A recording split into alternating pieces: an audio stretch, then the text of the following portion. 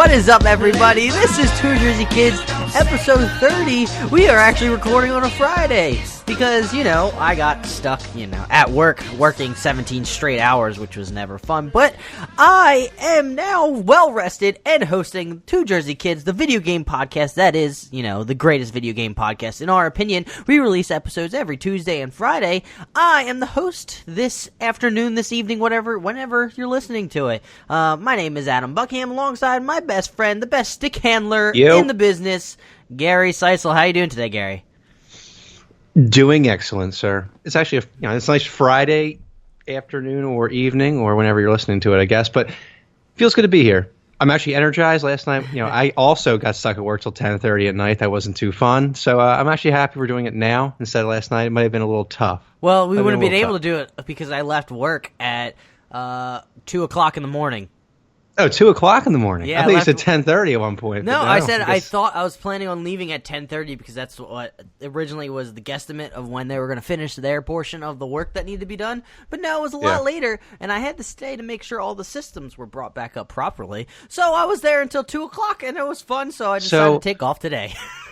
So that's why you texted me at like 2 o'clock in the morning saying, hey, I want to start this at 12 to get 8 hours of sleep. Okay. I understand. That makes sense. It all clicks together now. Yep. Yeah. But this is Two Jersey Kids. You can follow us on Twitter at Two Jersey Kids. You can email us at twojerseykids@gmail.com. If you have any questions or want to give us feedback, it would be very appreciated. Before we get into everything, please go to iTunes and give us a review or whatever podcast service that you use. Because we are great and we deserve 5-star ratings. Just throwing it out there. We need them. It'll be helpful. And, you can find our Facebook page, Two Jersey Kids. Search it, find it, join us, interact with us. Be fucking fantastic. But before we get into everything that's been going on, I want to talk with you, Gary. What have you been up to? Nothing too crazy. Oh, well, actually, something a little sad. So my men's league team, it's getting towards the end of our season. And, I guess it was Tuesday, was the playoffs. Everybody Semifinals. loves these discussions about your hockey league, Gary.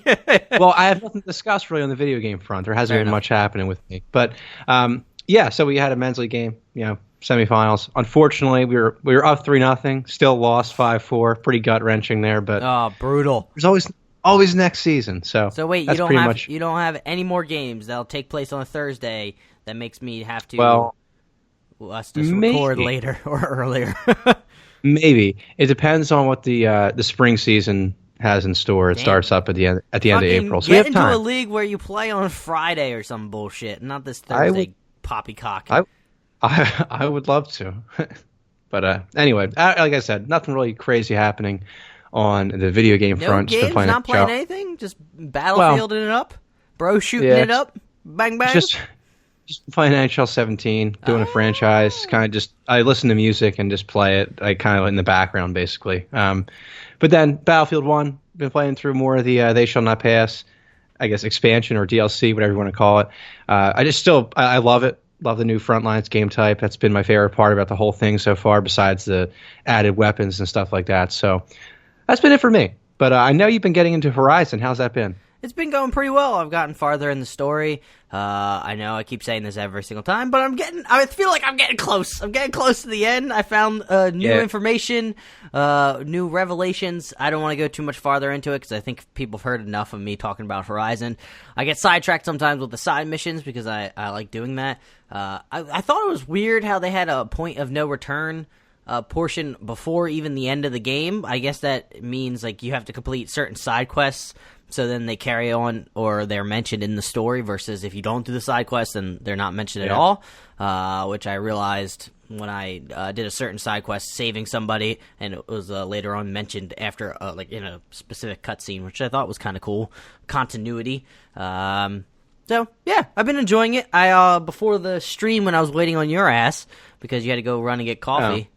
I'm putting you out there. Hey, coffee is necessary for any podcast. It's like beer, except, I was playing Elder Scrolls Legends because it finally came out on the iPad, which I saw reports, but I was going to put that in here, but I was like, nah. So far, I've just been playing. I played the tutorial for the first 30 minutes as I waited for you, which was pretty good. I liked it. It has a different. It feels like Hearthstone, which is what I compare every card game to because I love Hearthstone. but it has different mechanics to it. It's basically the same setup, except for there's 2 lanes, which is kind of fascinating, where if you put minions down on a certain lane, they can't attack across lanes, which I guess adds a new wrinkle to strategy. Also, every thing that I like, every 5 health you lose, you draw a card, which I feel like is really cool. Adds a drawn mechanic where you don't need cards to help with your help with card draw, which I appreciate. But yeah, I've been playing the tutorial. That's all I can say right now. I like what I'm seeing. It looks pretty cool. I feel like I'm gonna keep playing because it's on iPad and it's very simple to pick up and play. And other than that, I haven't really played much. I was gonna ask you real quick. I know because I saw a story about a League of Legends player, I think, putting his head through like a screen because he was so upset that he lost.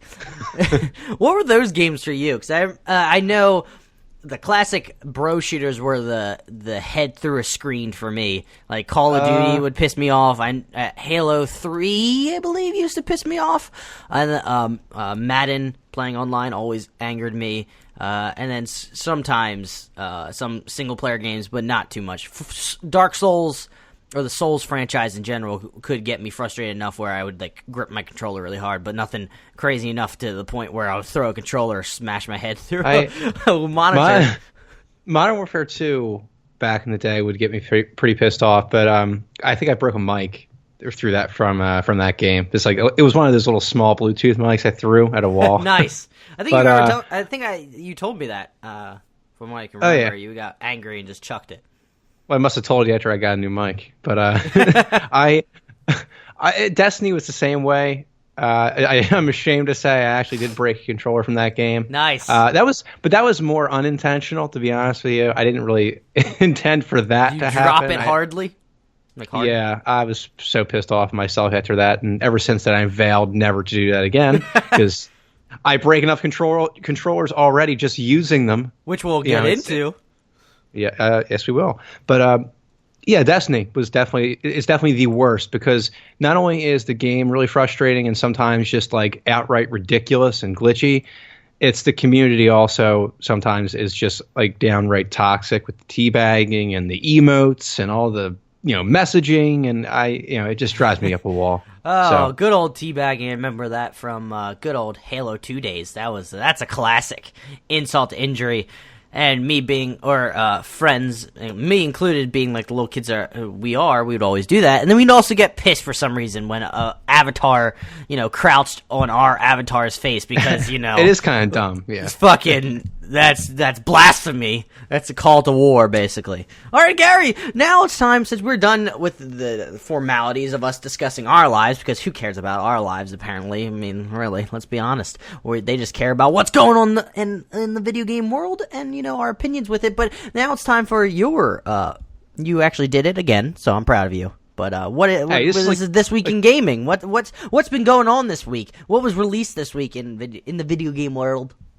Well, for the record, this is like 4 weeks running where I've gotten this correct, and I didn't forget about it. So yeah, okay, I'm consistent. Now, as for the games, we had back in the day, 2010, Just Cause 2 was released on PS3, Xbox 360, and Windows. Now, I remember this game specifically because I actually at one point, I remember I got like quote unquote a lot of money for my birthday when I was like, how old was I back then? 2010, like 17.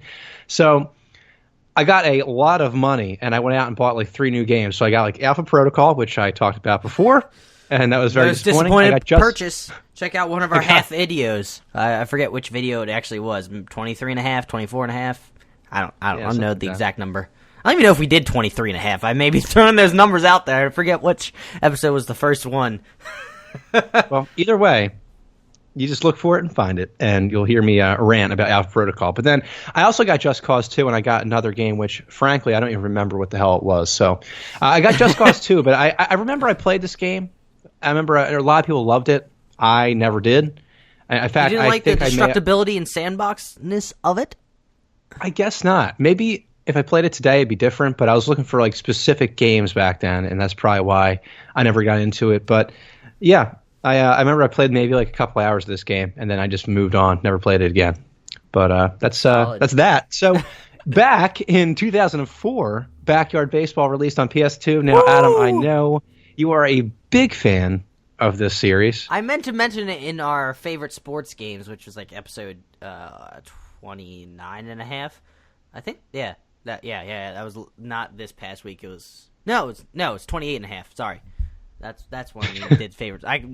All the episodes are blurring together. I meant to mention Backyard Baseball sports franchise. It holds a dear heart. It's not the PlayStation. I never played the PlayStation version of it. I always played it on PC. Backyard Baseball, soccer, and football. That was my jam. Actually, basketball too. All four of them. My jam. Baseball was my favorite. Pablo Sanchez, I think that was his name. Little short, stubby, little kid with his belly hanging out. Fucking the best player ever in any of those games. He was always amazing. I don't know why they did it, but he was always awesome. I don't know. I just like the simplicity of this game. I was a little kid. I was playing with like kid versions of like Barry Bonds and Ken Griffey Jr. I just love this game. It's that simple. I liked, the goofiness of it. With throwing like different pitches, like spitballs or freeze pitches, where it would like freeze in the air. The greatest thing that I loved about these is that you could actually build your own franchise and you draft your own players. From what I can remember, and you would go through the season and you would play and you have your own jerseys. I mean, the customization is not like outrageous with the jerseys you can create, obviously, for that time, but it holds a special place in my heart. I love Backyard, the sports franchise. They need to bring them back. Sony, do it! Or Microsoft or Nintendo. I don't give a shit. Somebody bring it back. We did say we wanted fun sports games again. Yes, anyway, do it. Anyway, we're just small time podcasters. What do we matter? Anyway, moving on to Army Men: Sarge's Heroes 2, released on PS2 back in the good old days of 2001. Now, I remember I played this game back in the day. I think I rented it from either Hollywood Video or Blockbuster, if you can believe it. I think I only played this game with you. I think that's the only reason I ever played this game. No? Well, it may be. I don't know. I remember renting this game for some reason on several occasions. I was so, like I said before, with like a lot of other games I had on the PS1. This is such a random game to have on this week in gaming. Well, this is actually PS2. But back on PS1, I also had this game, and I remember playing it, and I never really completed any tasks, just kind of ran around, shot things. It was kind of bizarre. I mean, it was toy army soldiers, plastic little guys, and kind of crazy. So that's pretty much all I got to say about that, because it's such a, like you said, obscure game or random game that I'm throwing in there. But anyway, before we move on to the next section, I just want to say shout out to Moby Games again for providing me with the games releasing this week. Always appreciate it. It makes this whole segment possible. So Adam, take the wheel. Let's get into the news. The news. We're getting into the news. Brought to you by... Nah, I'm not going to do that. Gary, this is exciting. This is exciting for you, I guess. The first article here. Leaked Destiny 2 poster reveals September release date, according to Wesley Yinpool over at Eurogamer. A leaked Destiny 2 poster has revealed an September 8th, 2017 release date for the game. Images of the poster emerged on an Italian website, Liga Network, today, apparently sourced from GameStop Italy. There's another image of the poster on Imgur. I've never said that website. Imager? Sure. I know, yeah. Sources have indicated to Eurogamer the poster is indeed legitimate. The poster also indicates that PS4 will get beta access before other platforms. We've heard this beta is set for June. With the poster now out in the wild, it seems an official reveal of Bungie's highly anticipated online shooter isn't far away. 3 Guardians appear on the poster without helmets. We spot what looks like a Warlock-class Guardian wielding a Suros shotgun too.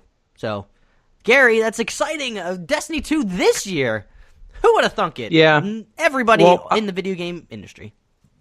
I mean, the release date's cool, September, but I'm more excited about the fact that the beta is actually going to be in June. A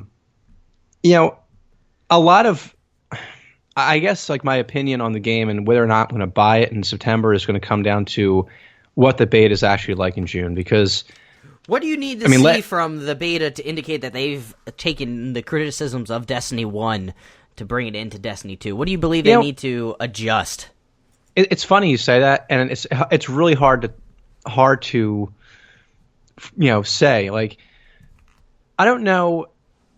I know a lot of people want that game to be like a Halo type game, and they want more of like an emphasis on the single player and the story, and that's cool. I would like that, but it's so hard to say what I want from this game because I love playing I like playing the competitive so much. I like playing the PvP so much that I didn't really give a damn about the story after a little while. Like when I first got it, yeah, I was looking for a great story because they were boasting about it for the longest time, how this story was going to be like Star Wars and all this other shit, but of course it never was. So it's going to be, I don't know. I mean, I just want to play the beta maybe with an open mind. I'm going to try to forget about the original Destiny, kind of just go into it and just kind of play it for what it is. So we'll see how it is. I look forward to playing it, but I don't know. I'm cautiously excited about Destiny 2. I don't really know what to expect. It's kind of hard to say. I feel like people should be excited for Destiny 2. The game itself feels amazing. Destiny 1, build on that. You already have the gameplay down pat. All they need to work on is figuring out how to integrate story that matters to people when they're not playing PvP all the time. You need to figure out how to integrate people into the story and progress them all the way to the end point, and then have something for them at the end of the game for them to feel like they're playing. If they're not into PvP and they're more into PvE, figure out maybe some horde type mode, I don't know, later down the road where you collect gear for that specific that area. I know that's like, for example, in WoW, people, when they got to the end of the level, they would either grind for PvP gear in like the battle areas with certain game modes. I forget what they were called. Arthen Basin. Oh man, trying to dig deep into my memory.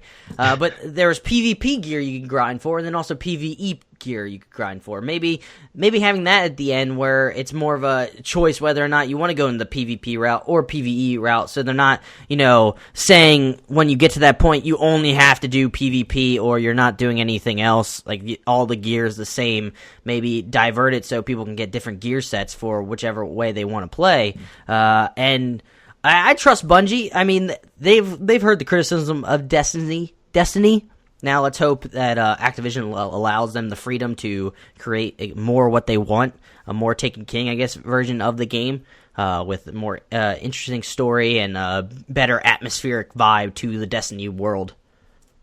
I mean, I agree with that completely, but I also think that what's really going to make Destiny 2 successful is if they can actually release meaningful content, like, often. I know they say now that the new engine they're using or whatever, or new software is going to allow them to do that. They'll be able to update their game more frequently and bring new content to gamers, faster. But I don't like the slow trickle bullshit. I want to release a solid game that lasts a good amount of time, and then have people so they don't feel like they need to release something every 3 months, because that seems like just a rapid fire. I don't know. I'm never a fan of that. I don't know.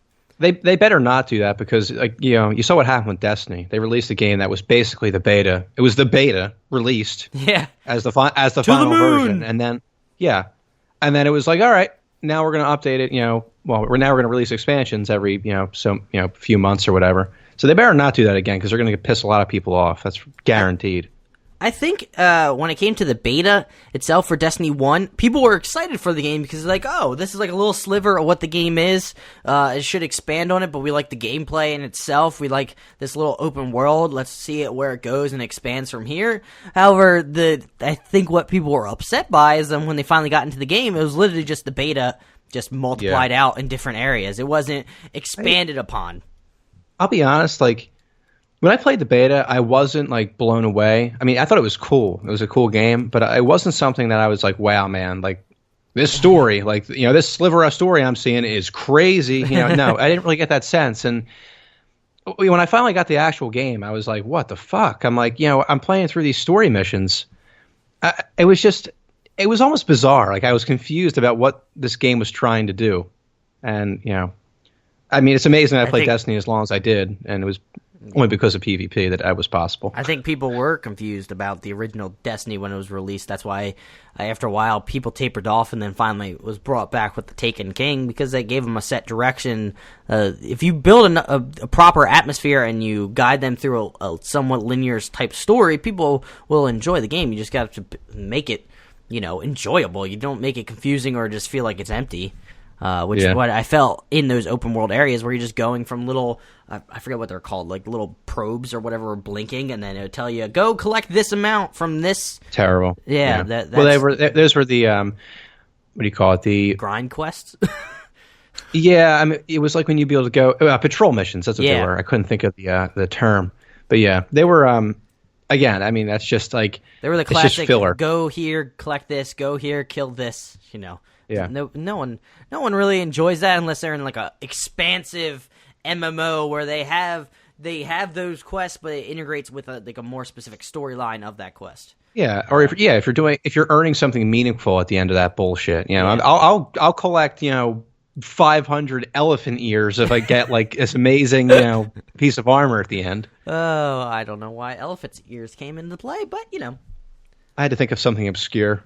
Anything else for what you feel, what you want, what your pipe dream is for what they include in Destiny 2? No Man's Sky Cross Destiny. That'd be badass. But I mean, honestly, I just want them to provide a meaningful or better PvE experience, and then also in PvP, just stop fucking with it so much. I mean, I haven't played PvP now in like 2 months. That's what I wanted to mention, is that I want them to, because what I felt with Halo, the Halo games that Bungie did so well, they balanced the guns so well. Like, they all felt different. Yeah. It wasn't everything was overpowered. Everything had their place. So the sniper rifle was solid farther away. Obviously, shotgun up close and personal was brutal. But if someone's backing up and they're far enough away, shooting with like an assault rifle, the guy with the shotgun is screwed. So it had that right balance, where it seems like Destiny still needs to find the proper balancing of weapons and maybe more variety of weapons in itself. The problem is that they, with all these patches they've ever released, they always nerf things. There's never, they nerf things into the ground. So like, if shotguns are a problem, they'll nerf them into the ground. They won't buff anything. That's the problem. And now they're running into a situation where a lot of guns feel like shit, except for like maybe 2, and everybody uses those 2 weapons to be successful. Yeah. So it's just so frustrating now.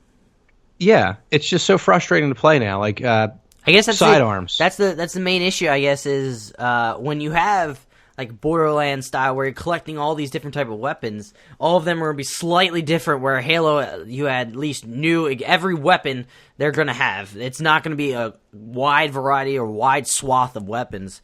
They were able to balance it and critique or tinker with it constantly during development process, where they found the right balance. Whereas this, it's kind of difficult because you're not going to know exactly how all the gun combinations are going to react when people are playing against each other. Which I guess I give them a pass, because thinking about it, that seems like a very difficult to balance.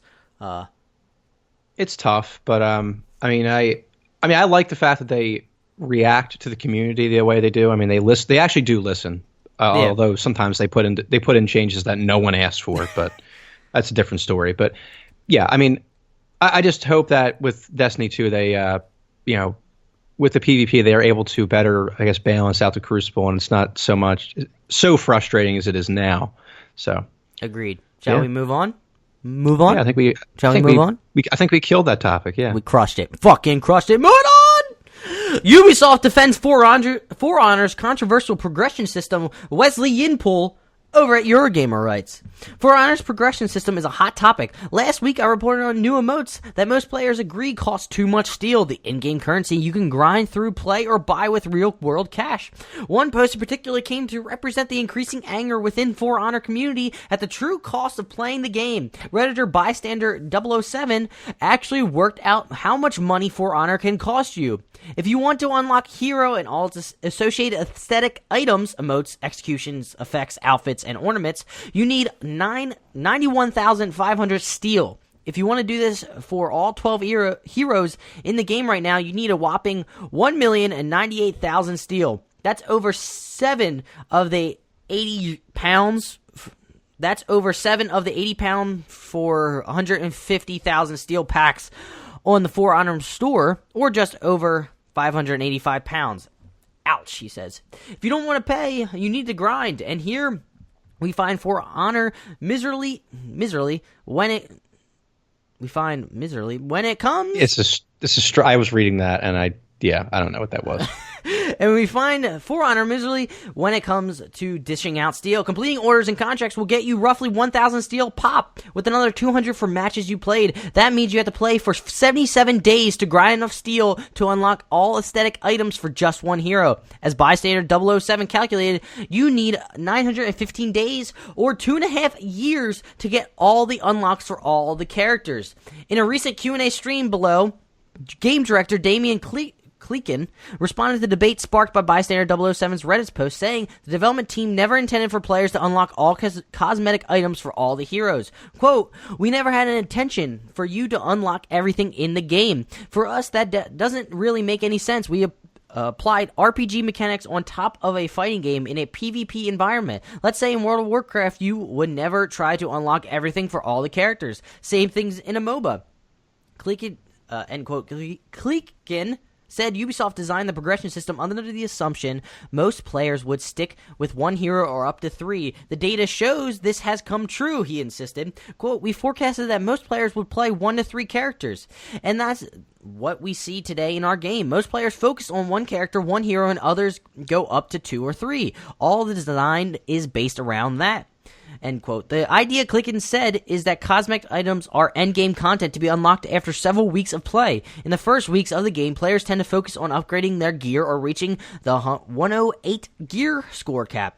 At this point, they start to save up steel to spend on coveted cosmetic items, such as mythic outfits. Quote, "For example, my brother texted me 2 weeks ago to say, hey, I have 15,000 steel. I will unlock the mythic outfit, and he's not paying. He's playing normally like most players do," end quote. Kleekin said the negativity around the steal is the result of Ubisoft's decision to lock all items behind the in-game currency. Quote, "So yes, those items are harder to access, but at least everything is grindable, which we think is a good idea. But then you have calculations that say, yes, but I need 2.5 years to unlock all content. Today, when we look at the data, we see many players unlock things just by playing, and they can unlock the high-end items," end quote. Kleekin had some advice to Bystander 007 creator of Reddit post that sparked the debate. He suggested completionists focus on their reputation score rather than unlocking all items. Quote, "That's the number you want to go up. First, maybe he would try to get reputations on all heroes. Maybe then he could try to get all the gears maxed out for all heroes. That would be a better objective to set himself as a completionist player than trying to unlock all the content for all the heroes, because the game wasn't designed for that. We don't expect the player who bought the game to buy everything. We just expect them to buy the item they want right away because they don't want to wait a week to get it. You have to have an outfit. You want to have an ornament. You spend a week playing, maybe 1 or 2 days, 2 hours a day, and then you have it. It's like a midterm objective. I really want the cool ornament they just released. I play a few days, then I have it. For the players who want it right away, they can purchase it." End quote. Kleekin ended the discussion on Steel by saying money made by microtransactions go towards running the For Honor Live team, which is working on new maps and heroes. Still, his comments have not gone well among the For Honor community, which has picked apart his argument. One of the main complaints revolves around the comparison MOBAs, which are typically free-to-play. For Honor is not a free-to-play game. It's a full-price game that what many consider to be a free-to-play business model. There's certainly a disconnect there. And then there's the issue that the gear items are obtained in blind loot boxes or randomly dished out upon match completion. When you end up dismantling much of the gear you find, progression can be frustrating, but players are particularly upset at the suggestion that they play only 1 or 2 heroes in the game they spent full price on. The For Honor subject is packed with threads that call out Ubisoft's defense of the progression system. Kleekin did say the For Honor development team is keeping an eye on feedback and may make changes to the future. For me, I hope they up the amount of steel that's dished out for completing orders and games to make it easier to obtain gear and cosmetic items such as new emotes. For Honor is a superb game, blah, blah, blah, blah. Then he goes into his argument. That was a long article, and all I have to say, people bitching about nothing. This is how I feel. I see in the comments below, and I'm starting to get annoyed at this. You fucking paid for this game. You expected this. It was in the beta. I mean, what do you expect? It's a phenomenal fighting game. It makes sense. If you want to get the cosmetic item that's not going to change your character at all. Fucking go out and buy it or grind for it. Stop bitching about it. I'm really fired up about this. People complaining about literally nothing. They just want to complain or get, because they're upset at Ubisoft for some fucking reason. I don't know why people just want to hate on Ubisoft. I get it. Microtransactions. Ooh, they're bad. Guess what? You don't have to fucking buy it. That's the whole point he was trying to say. You're not going to play. This isn't even. This is. Sorry, I'm going on a rant right now. But You're good. I've played For Honor. I've played the beta, and I understand that people are going to. It's literally true. People are only going to play 1 to 3 characters. That's what happens in these type of games. When you're into a character, you're going to stick with it because you play the best with it, especially when it's a competitive PvP game. You're going to stick with the character you are best with. 1 to 3. They're saying that they have statistics that show you play 1 to 3 characters. You don't need to get everything for every fucking character, every cosmetic item. Oh, whoop-de-fucking-do, you don't have it. Deal with it. That's my opinion. I mean, really, sometimes I side with, like, some of the arguments. Microtransactions are bad, but this is not affecting anything that has to do with the game. This is not giving anybody an unfair advantage. This is literally just cosmetic things. So fucking deal with it. It's not a big deal. First of all, and I agree with you 100%, this article title is completely misleading. It says that, Ubisoft defends For Honor's controversial progression system. This isn't even a progression system issue. It's not like, you're trying to level up your character and trying to get your character stronger to be able to do, whatever. This is, like you said, aesthetics. It's nothing that's going to affect the game. So when I went into this article, I thought that, they're doing microtransactions that you can like buy experience points or something like that. That's what I was thinking. Like what they did with the old NHL games, which was annoying. But this is literally just aesthetics. Yeah, I mean, seriously, emotes, executions, effects, outfits, ornaments. Are you serious? No. Like, this is what we're getting bent out of shape about? It's like, I mean, I don't know. If you want, I mean, I guess the point of making quests where you get more steel, I guess that's an argument you could have where you don't have to grind nearly as long. But I mean, people getting upset like, oh, we didn't buy a $60 game. They don't expect characters, playing more than 3 characters. Why did I buy this game? Why is it $60? I don't know. Why'd you buy it? I mean, that's what you expect. If you want to prove them wrong, all you people out there that are bitching and complaining, go fucking play with 12 characters. Go show in the data that you want 12 characters and you want a reason for all the items to be better. You can get them more quickly. But other than that, you're not fucking proving it because you're not doing it. That's the whole thing that fucking infuriates me about people bitching and complaining about the worth of a game. It's like, you use your money. Vote with your wallet. That's the whole point of it. Show in statistics that you're not going to buy a fucking not fleshed out game because they burned you in the past. But no, people they get upset about something, like when they were upset with Mass Effect 3 and like, oh no, guess what? Those fucking people are running out to buy Mass Effect Andromeda. Guess what? You got fucking burned with some of this shit. You talked a big game because you're upset about the ending. Guess what? You bought this and got burned again, you fucking cold-hearted, or not cold-hearted. You fucking fickle little bitches. Sorry, I'm getting fired up now. No, it is truly amazing, frankly. It's the same thing with everything else, though. It's like, people that freak out about sports games all the time. They're the same people that go right into GameStop and buy NHL 18 next year. They just keep buying it over and over again, supporting the same companies and all these decisions that they make that they bitch about. It's stupid. It's like, pay with I completely agree with you. Vote with your wallet. If you're upset about something, don't fucking do it. And if you want to prove that more people play with more than 1 to 3 characters, fucking play with more than 3 characters. I fucking dare you. Yeah, and honestly, this For Honor thing is a non-issue. It's nothing. It shouldn't even be a news article. Yeah, I agree. It's just people getting upset over nothing. That's what is annoying now. It seems like it's happening in video games all the time. People are getting upset about nothing. They're getting over upset and start complaining to the companies, and it's a bunch of I'm going to say vocal minorities that are getting loud and bitching and complaining about it. And unfortunately that's what they hear. I'm sure there's plenty of people out there that are completely fine with For Honor, completely fine with the leveling system. They're happy with their characters. They don't give a shit because they don't feel the need to get every aesthetic. And I think he made a good point. He's like, if you want to be a completionist, get your gear cap score all the way up. Get your fucking character level reputation, whatever the fuck it's called, all the way up. I mean, well, let's be honest. It's it's always the people that scream the loudest that are the ones that are heard. 90% of the people could be fine with it. And that 10% that they're screaming their heads off, waving all over the place, going crazy, they're the ones that everyone hears. And unfortunately, they're the ones that get the news time because it's the news. Let's be honest. Yeah. Oh, God damn it. All right. I got a little fired up. I'm sorry. Moving on. I'm sure people will tweet us at Two Jersey Kids. How fucking dare you say that about us? You know what? Go fuck yourself. The 10%? Nintendo will fix your busted Switch Joy-Con and blames it on a factory fail. Sean Hollister over at CNET writes, if your Nintendo Switch Joy-Con controllers don't stay connected from across the room, you should really get them fixed. But if you haven't yet bought a Switch, Nintendo suggests there's nothing to fear. In a statement Tuesday, Nintendo says it's isolated the left Joy-Con wireless issue to a small number of controllers and admits for the first time that the problem was due to a manufacturing issue. The good news, Nintendo also says it's already been fixed at the factory and won't affect future batches. Nintendo didn't say exactly how many units have the problem, but the company's statement suggests it doesn't affect enough controllers to proactively recall or replace them. Instead, Nintendo recommends you take advantage of their free repair program for a quick fix, which in our case was a little dot of foam. The company says the repair should take less than a week. Here's Nintendo's full statement. There is no design issue with the Joy-Con controllers and no widespread proactive repair or replacement effort is underway.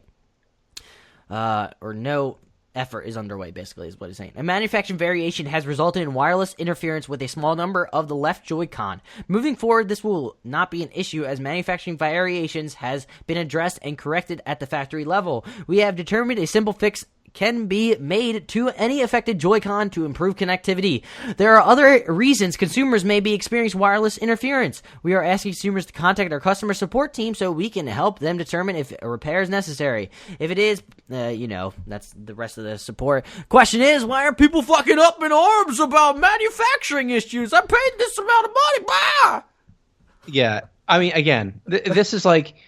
This happens with every console I feel like that's released. There's always the kinks that happen right in the beginning that need to be worked out. You got to be, that's something that as a consumer you have to be cautious about. Yeah. And it's no different with Nintendo. Yeah, you're going to have, some consoles are probably going to have problems. Some controllers, obviously, like in this case, are going to have problems. But something you got to live with. And if you're going to buy like the first iteration of a console or first generation, you accept the risks. That's what happened with Nintendo 360. Some people got really burned. That's. Wait, you mean the Xbox? Yeah. You said Nintendo 360. I said Nintendo 360. Sorry, with the 360. It's one hell of a console. With the 360, Xbox 360, where you unfortunately had to deal with the Red Ring of Death, which just straight up destroyed the console. So I don't know if I don't think people were complaining. I think it was a little gripe about the connectivity issue, which I mean is a little manufacturing hiccup, which I don't think is a really big deal. I mean, it could be worse. It could be your Switch is completely destroyed and not working at all, like the Red Ring of Death. Or I know some PS3s, the original PS3s would destroy certain discs that weren't Blu-ray discs, like they would grind into them and cause like a gigantic ring in them. So I think this is just a little connectivity hiccup. It's just get it fixed. It's not going to be a huge deal. That's the thing. At least it's a hardware thing that can be fixed. I mean, it's better than like, oh, their internet service sucks. That takes longer. I feel like to actually sort out. Well, no, that's the thing. Like, I mean, obviously in the early days of PS3, I wasn't around for the first 3 years of the PS3 life cycle, but I heard some terrible stories about PSN. But when I got it, it was pretty much sorted out, except for that month-long outage. That was terrible. Oh God! Good thing I had the Xbox Live to go to during that outage. I had an outlet. That's unfortunate, man. And you lived on the online shit, so that was fucking brutal for you. I'm sorry. Moving on. It was dark days. Moving on. Over at MajorNelson.com, introducing the Xbox Wireless Controller Tech Series. It's an Xbox blog post, essentially. At Xbox, we're committed to giving fans choices when it comes to game services and devices. Coming in holiday 2017, we're bringing fans the most powerful console ever, Project Scorpio, featuring 6 teraflops of graphical processing power, true 4K gaming, and compatibility with Xbox One games and accessories. Plus, later this spring, Xbox Game Pass will launch, unlocking over 100 great games with endless play. Today, we're excited to unveil the new Tech Series of Xbox wireless controllers. The first in the series is the Xbox Wireless Controller Recon Tech Special Edition. This controller will be available for $69.99 US and will start shipping out to retailers worldwide starting April 25th. In developing this new controller series, the Xbox team was inspired by military technology and performance patterns, exploring concepts stemming from combat armor and sci-fi mechanical gear. Premium finishes like a laser etch texture on the front, gold accents, and insignia are on the front of the controller. The back end controller features textured diamond rubberized grip for added control and comfort. It feels like I'm talking about a car. This specialized controller also has the same features and love of the Xbox wireless controller, including improved wireless range and Bluetooth technology for gaming on Windows 10 devices or Samsung Gear VR. You can also take advantage of the custom button mapping feature through the Xbox accessory app, available for download from the Xbox Store or Windows Store. Gary, come on down. Sorry, Price is Right reference. I kind of remind me of, when they show something and then, they're talking about it. Well, I got my Price is Right voice going. This article, kind of hurts me a little bit because I've been waiting now for Sony to actually make a quote unquote elite controller for the longest time. And Xbox has that for a few years now. Yeah, and it's like I've been saying, I've been through 6 controllers since I got my PS4, and not because I neglect my stuff. No, except for that one controller I threw. You just every other game too controller, hard. seriously. I don't know what it is. Well, see, actually, I know exactly what it is. It's you play first-person shooters a lot, and you play sports games a lot, and you're constantly using the analog sticks. Yeah. And the left one always goes out on me, and it's when can I just get a controller that's more heavy duty? I'll pay an extra $20 for the damn thing if you make it, please. The thing I really enjoy is that this normal controller, because they had it with the Elite, but this controller, which is just a normal controller, has custom button matching. And I can't even fucking speak now because I got too fired up in the past 2 ones. Button mapping features, which... Yep. That is what I fucking want on the PS4 so fucking badly. So when I play games like Neo or Horizon and flip back and forth, I can just have the same button mapping so I can roll with the same fucking button. That's all I give a shit about, because the roll from Neo to Horizon was completely different. The roll, I think, was square, and the roll for Horizon was circle, and it threw me the fuck off when I started playing Horizon. I was like, I can't roll out of the way, and I was like, shit. I was trying to roll, and I ended up crouching and get hit constantly. It's like, oh, it's a tough life we live. Yeah, God, it's a first world problem. For those who haven't seen actually the picture of this controller, check it out because it's sexy as hell. Seriously, this controller looks like it's out of the future. It's amazing. Gary will make love to this controller if he gets it. Yeah, if I ever had it on Sony, I would. But no, it's not happening. We'll make a PS4 Pro that's marginally better than the console we currently have.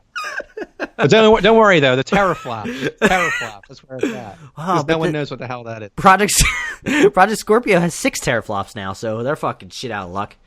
Oh, God. I wish people could see me when you were reading that off, because I did this waving emotion. I was like, oh, hey, teraflops. Moving on.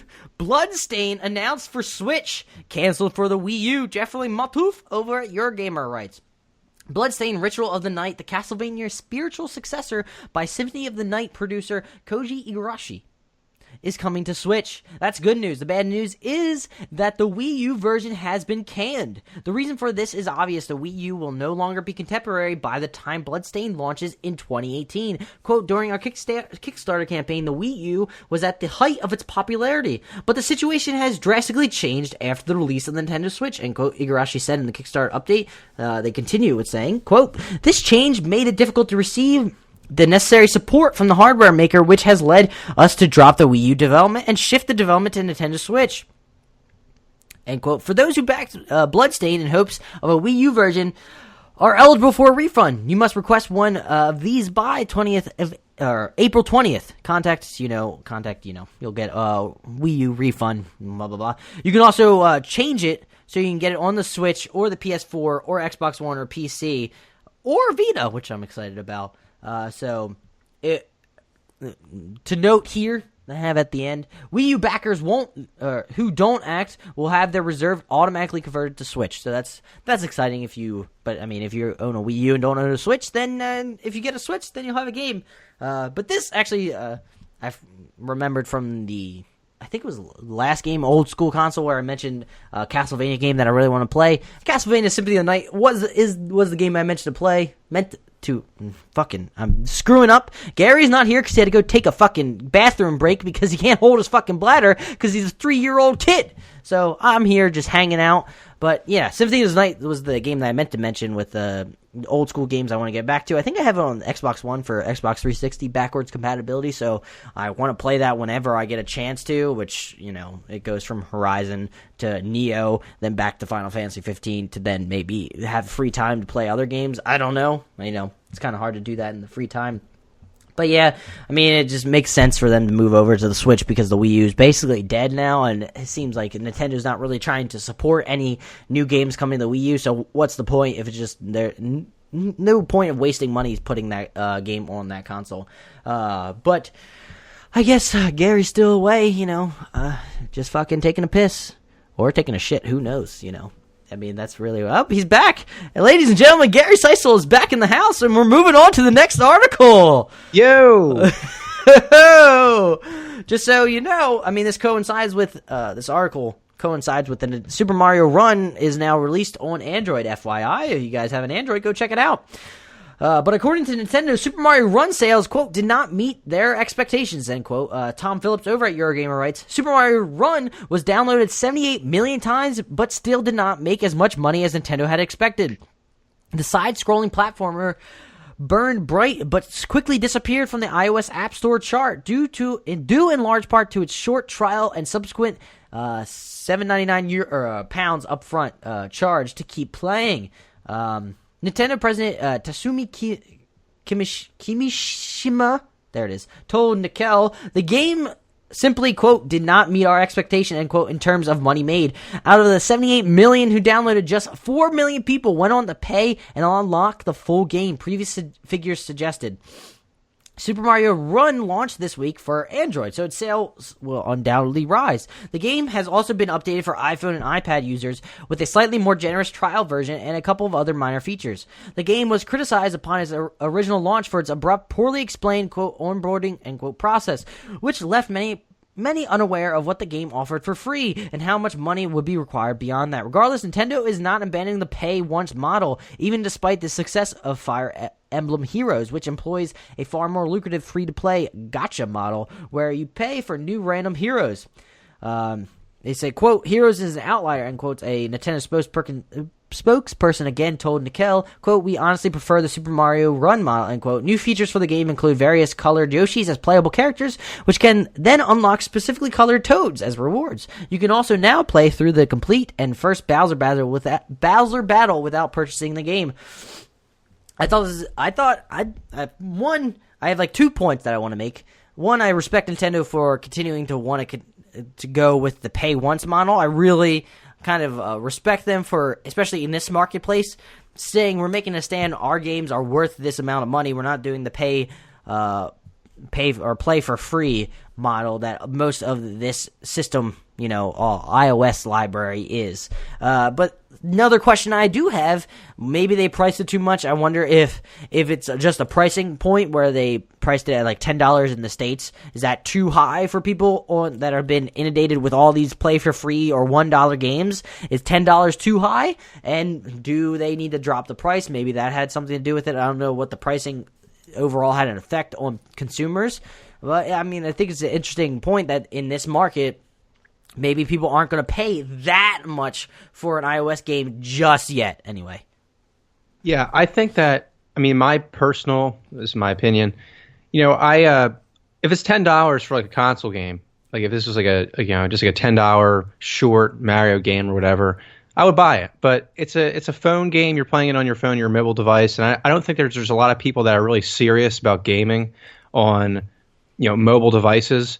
So I feel like $10 is actually too much. I think a lot of people that like mobile games are people that like to play games for free. Quick little, like I remember like there's a Star Wars game. I think it was I can't remember the name of it right now.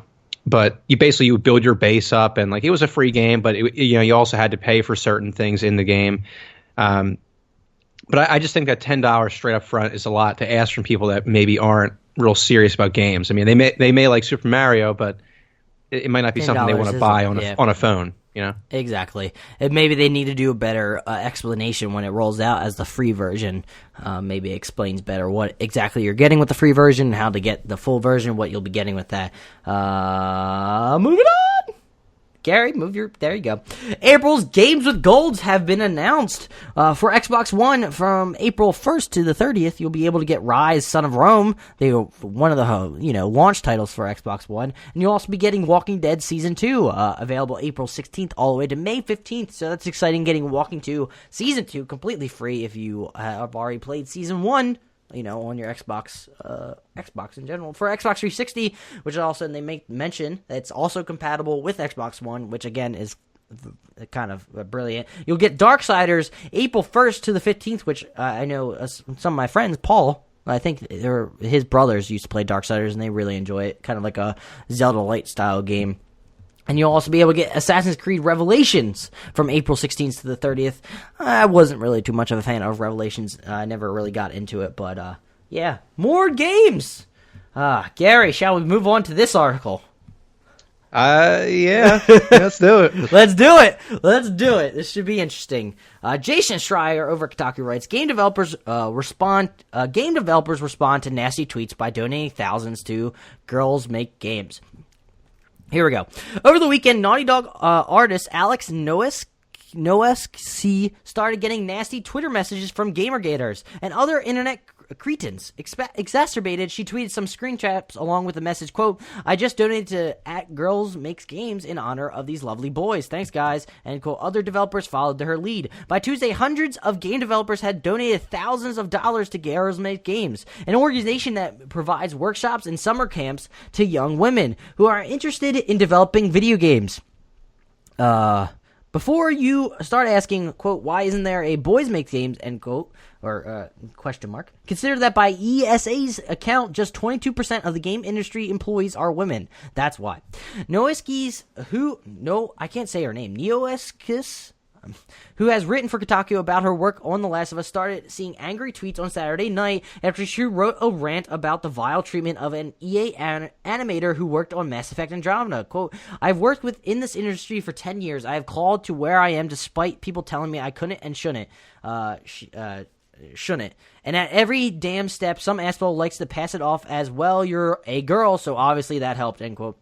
Shortly after, Twitter cretins started sending I can't fucking say it. I must call her Neo, messages, which led her to donate $500 to Girls Make Games, and she also donated another $500 later on. Quote, I felt so beyond angry on behalf of that former bio animator, Neo told Jason. She continues, it can feel a little helpless to see this stuff and not feel there's anything positive you can do. I keep coming back to just trying to be supportive of the women that are currently in it and the women who want to be. I think something like Girls Make Games is so cool because it simply sparks an interest in creating games. Some of those girls will go into tech, some will pursue journalism, some will just love games and cosplay and be fans, end quote. Following Neo's $500 donation, dozens of other developers tweeted their own contributions, from Uncharted 4 director Neil Druckmann to Firewatch director Jake Rodikin, and many more, including the staff at Ready at Dawn, Disney, High Moon, Blizzard, and lots of others. Quote, I had been putting aside some money to potentially start a scholarship fund of the sort, Neo said. She continues, I wasn't sure how to go about it. This felt like the right time to use it, end quote. So, I mean, I didn't see the tweets that, there's tweets that which are actually pretty nasty, which again goes to the problem that's going on in Twitter, is people on both sides, the social justice warriors and then like the really outrageous fucking sexist people coming on both sides, attacking people for one being on one side or being on the other side, and now I mean people in the middle are just getting caught in the crossfire. Like one was and she writes about feminist ideas, and somebody writes, and that's why you're cancer. You're sexually assaulted psycho bitch. That's not right. this is the thing, okay? I'm not like advocating sexism or anything like that. That's all that is horse shit. You shouldn't be doing any of that. I mean, I believe in just treating people the way I want to be treated, no matter who it is. I feel like some people just get off on this, either getting outraged by everything or being a sexist asshole or sexist racist asshole on Twitter. They're just cowards. I mean, they're just keyboard warriors. That's all they do. That's all they have to live for. They don't. All they live for is just getting on Twitter or some sort of social media platform and pissing a lot of people off at once. Stupid. But with regards to the article, it's like, I don't know. They're always talking about how like certain industries or certain like sports leagues or whatever, they just don't have like a certain type of people in a league or in an industry. So like with the case of the video game industry, there's not enough women. Or I've heard in the past with like baseball and football, like there's not enough black coaches, there's not enough black players in baseball, and it's like, so what is the solution to this sort of thing? Like, is it like do we just start bringing in women just because? I don't think. Me personally, I don't think bringing people in nothing is going to fix right away by just bringing a bunch of people into one industry at one singular time, like basically singling out certain people based on their diversity for diversity's sake. I mean, I don't know if that exactly works. I think the fix is what I was thinking about this point is that but this is coming from me personally. I think it's maybe like cultural in general, maybe growing up. It's not saying people are sexist when they're talking to girls when it comes to like video games, but it may just be for girls when they're growing up and they get little comments like, "Oh, you shouldn't be interested in video games. That's not really your thing. This is a boy thing." It's not like it may just be a side remark by like an older person, but I mean maybe that some of those things like stick, so they stay away from video games. Yeah, even though that's true. And I think it goes again with any other sports, maybe saying like, oh, you should be liking this sport over that sport just because you may be better at that sport, but you want to go towards the sport, but people constantly are pushing you in another direction. I think that's just I think it also goes to show that right now the industry now is at 22%, but that may be due to the fact that originally more due to the cultural reasons. I feel like guys were into video games back in the older days when like NES, maybe it was more of a quote-unquote guy things where it was more acceptable for a guy to play the NES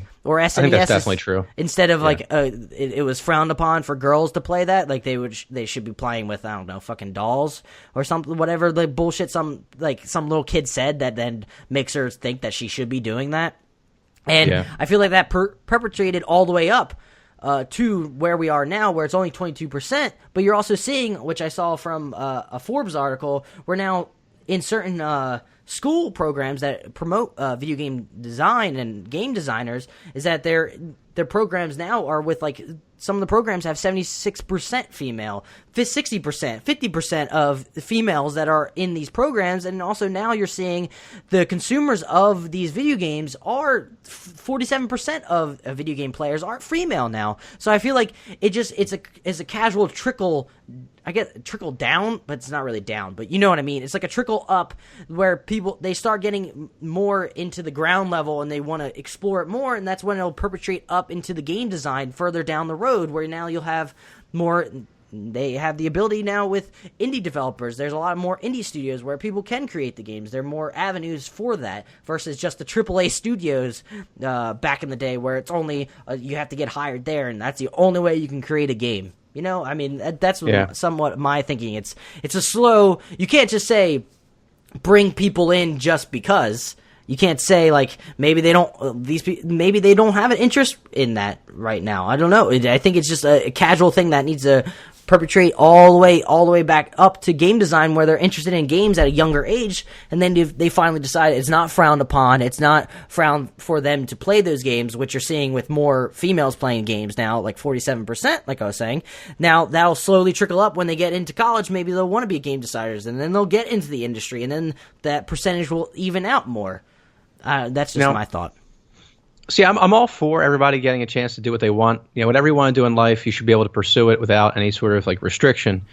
But at the same time, it's like I really do get annoyed sometimes when I hear like people throwing out statistics about like certain industries, like, oh, this is 60% of men make up this industry, and like they think that's like wrong or something. Like, oh, well, this is wrong. There shouldn't be more men working in this industry than women, and it does annoy me because it's like I feel like unfortunately, I hate to say this to people, but I think that certain industries, people are certain gender, like certain, oh God, I can't speak right now. Like males are gravitate more towards certain industries than women. Like it just happens. I don't think that's wrong. I don't think that's wrong. I don't think that's bad. I think you make a solid point that saying that that 60% male is in this industry is not a bad thing. I think the bad thing is pushing people that are like females that are growing up and they want to get into this industry, pushing them away from the industry. That's the bad thing that's happening. That's the thing that needs to be shot down and say, no, that's not right. Anybody can get into the industry, but saying that a certain industry is made up of 60% men is not necessarily a bad thing, I don't think. Yeah, exactly. And it's like, just trying to, you're trying to bring in more women to the industry or more men into an industry just to do it, just to say, oh, it's balanced now. Like, what does that mean? It's not, it's not making anything right or wrong. It's just, what's the point of it? I'd be interested to get a female's perspective. I know Allison did submit a topic like feminism in video games, which we'll get to, and I would love to. I think I want to bring her on because she'll bring an interesting perspective and probably show us up because that's what she does. Moving on. Do you have anything to say before I move on? Actually, Gary. No, good. No, move it. I think that was a solid conversation. I don't think we'll get. Yeah. Maybe we'll get tweets from social justice warriors, which then will boost people's viewing us. Who knows? We're terrible people. That's the thing, which like the whole both sides of like the extreme of like attacking somebody on Twitter. I feel like you're just going to end up boosting their visibility of somebody. I just don't understand where. There's so many people out there that are in the middle. Like the majority of people are. Yeah. And I just don't understand why there can't be like a civil discussion ever found online. Twitter. No, never. Well, Twitter's a disaster. I mean, it's like YouTube. The YouTube comments are just a cesspool. It's like you're just in the sewers of comments of the internet. And I think people are trying to break that. And I just think people now are interacting too much on social media instead of having a conversation outside where most people will not say those things when you're confronting them. Exactly. It's so true because they're, they don't, I don't know if they really believe that. They may believe that in their hearts, but they're fucking too afraid to say that to somebody's face. Both extremes. I mean, sometimes people just want to say something, but then if you get them in front, like face to face, they don't really have any points to make, so they're just shouting, and they don't have an argument to stand on. On the other hand, the internet can be better because you can state your opinion without fear of getting your ass kicked by someone that might not agree with you and might be crazy. I dare someone to try to kick my ass. I'll kick their ass. Oh, yeah. Fucking kick 'em ass. I'm going to kick some ass. Moving on, PlayStation 3 production ends soon in Japan after a decade on sale. PlayStation 3 production ends soon. Sony's official PlayStation website has signaled the end of the PS3 production in Japan, which undoubtedly will mean the end of PS3 production everywhere. Quote, shipments are scheduled to end soon, end quote, a new notice reads. PlayStation 3 originally launched in Japan back in November 2016. This was written by Tom Phillips, or Your Gamer. I just read the initial portion. I didn't really want to go too much into more of what they read. I kind of wanted to think, since it's kind of sad the PlayStation 3 production will be ending soon, I kind of just wanted to, do like a half topic where we talk about some of our favorite memories from the PS3. What do you think, Gary? Yeah, sure. I mean, for me, like the PS3 was my first console I ever played online. So it was my first time ever playing online multiplayer. So that was kind of like the big thing with my PS3. Like everything, I feel like, I played a lot of great games, but like that was like the biggest thing that happened for me because I never before, like with Xbox and PS2, I never got a chance to really play anything online. So that was my first online experience with Resistance 2. But other than that, though, I had like Uncharted. Obviously, it was a great series. I got that with my actual purchase back in the day when I basically gave up my 360 because it was basically broken. Uncharted was actually bundled with my PS3. I took for granted that it was actually going to be kind of just like this the best throwing franchise in PlayStation history. Well, I mean, when I bought it, it's like, it's probably just one of those cheap ass throwing games. I played it and I was like, this is pretty fucking amazing. I'm like, this is what a steal this was. But yeah, I mean, in other ones, I had like I played Modern Warfare 2 and Call of Duty. I really got into the online first person shooter scene. It was a lot of fun playing with friends and stuff like that. Like I said before, I never had the opportunity to do that in the past. So I have a lot of fond memories of being up late at night, playing with my friends from high school and just, good times, match after match. Yep. Going on like 20 game win streaks, going crazy, pissing people off in the lobbies in between games. You know the deal. Yeah, that's how it works. Yeah. And then, later on, towards the end of my PS3 career, we had the Mass Effect trilogy finally being released on the console. They actually released 2 and 3, and then they released 1 later on. So I got a chance to play through the original, which was interesting to say the least. The gameplay was it wasn't as polished, I don't think, as it was in the later entries of the series, but still a great game nonetheless. And then finally, I guess my final favorite memory I threw in here on the list was Heavy Rain, actually. Mm-hmm. That was one of those games that I was really looking forward to. I was looking for I guess back in the day, I was looking forward to like a story, a real like dark story, deep story. And I think I got that with that game. It was pretty depressing playing through it, even though it was a great game. But yeah, that's just some of my memories I could think of off the top of my head when thinking of the PS3. So I honestly think you nailed a good portion of mine. One memory I do have, or actually 2, which I like to, I was a fan of Little Big Planet. I feel like that game on PlayStation really, opened up creativity and seeing what so many people could do online and play those fun levels and see it just opened up new experiences for the game in general, which I had a lot of blast. I had a blast playing with like friends, with local multiplayer, going through different levels, doing that fucking racetrack, beat the time trial. It was kind of like, it's like Super Mario 4 PS3, except with like the level creation and everything, just kind of different. But like you got that platformer that everybody can play. Yeah, it was the controls were more floaty than Mario, but it was still a solid game. I never played through the main missions. I just played people's content online, or just do I always like the crazy like roller coaster tracks that you would just hang on and watch them go, or like the race tracks, or crazy levels based on movies, which were insane, but you could somewhat get what they were doing. I think I played like a Jaws one once, which was fun. Hell yeah. And another thing that I just do like to thank the PS3 for, it's not really a memory, it's more, opening up my availability to play different games, not just like the AAA spectrum, more indie titles, for like Journey coming out, Flower, another example of a solid indie title. It just, Sony started placating to those indie titles and gave them a space to grow and people to enjoy and love them. And, that's where it all started, I think, for me with the indie spectrum was on the PS3. So thanks for that. That's really, we could dive deeper, but we could save that for a half episode per se. I like how I say half episode, but then the episodes end up being close to the same amount of time.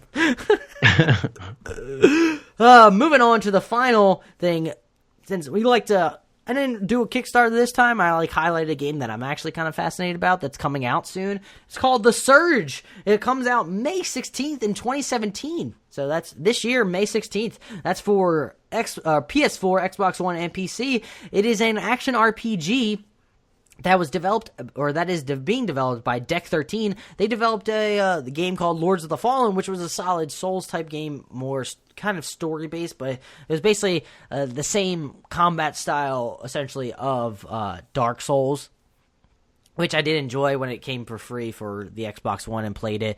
It was a pretty solid game. I don't think it did anything better than Dark Souls. I think they will expand on it. I like the aspect that it's Souls type, but it is set in like a sci-fi universe where you have like these futuristic mechanical like bodysuit armors, and you're taking out these like zombie-looking robots, which is kind of cool. One of the things that I'm a little worried about, but I mean it's just a little gripe. It seems like from the gameplay that I saw of this game, it seems like it could be easier. I don't know if it's just because developers are playing it, so it made it easier to get this. It seemed like there was a part of like the combat, like when you're fighting the grunts, as I call them, or like when you're going any Souls games, you have like the generic opponents that you always see that are like easier after you get through farther and farther, where they're basically easier. You know the timing and everything, but it seems like now at a certain point you can just hit square, which is like an easy execution to kill these things, which makes it's not like a bad thing, but it just makes it easier. Whereas in the Soul games, you would still have to be worried of those grunts, because sometimes they can just mash you with a few combos in a row and you'd be down a bunch of health and you'd be screwed. Whereas this, now you get to a certain point and you just hit square and they're automatically done, instead of you actually have to worry about them and not discount them.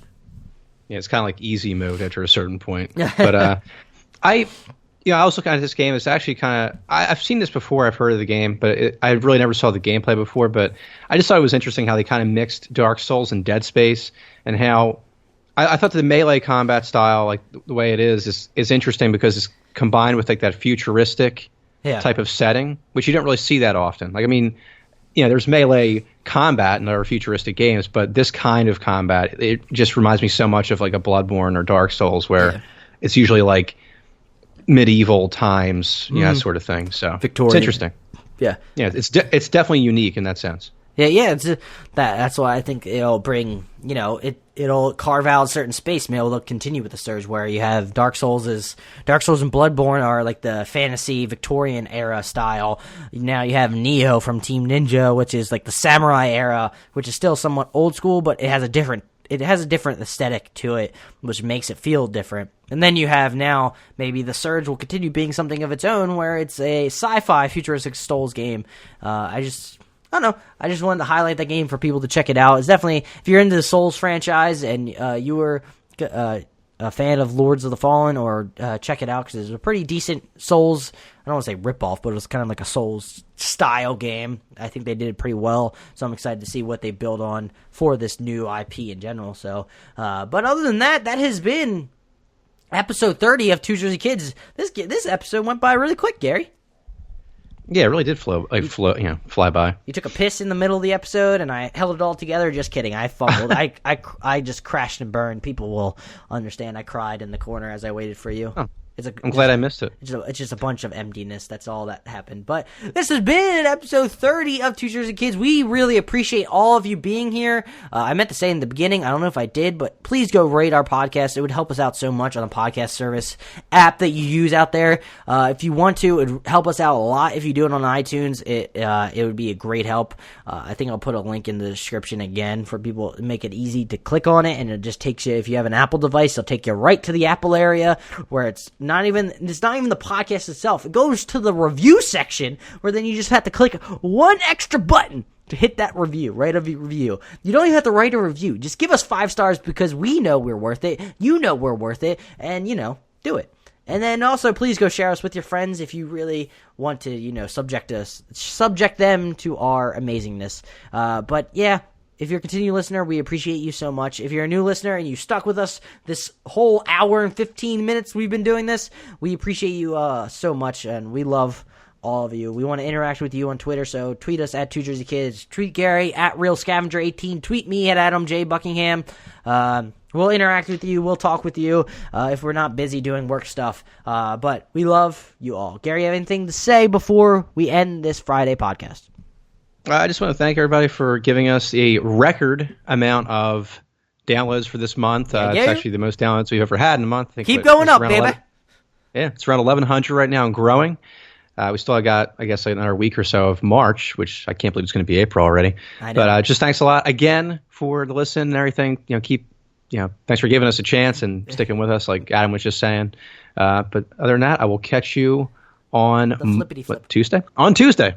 Yeah. I guess my dream about 12,000 downloads was off by a factor of 10. My bad? Yeah, just a little bit. Yeah, we were a little off on that one. But I think we'll get to 1,200. I think we can do it. But yeah, this has been Two Jersey Kids. We love you all. Gary, say bye. Peace. All right, guys. Have a good one. See you on Tuesday. Keep playing those games. Bye.